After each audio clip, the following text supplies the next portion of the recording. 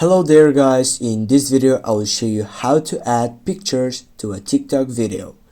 First, go on the plus icon and then you need to select a video. For example, I will use this one and then go next. And after that, go on the effects control down below. First on the stickers. You couldn't find here a section that could add pictures, but before that you'll have an effects mode that will choose to stickers, and you need to scroll right.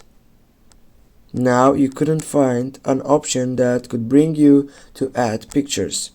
Now what you need to do is to get back, and when you select the video, you need to select also the photos. For example, now I have selected the video and now I'll go on photos and I will select these photos and go next.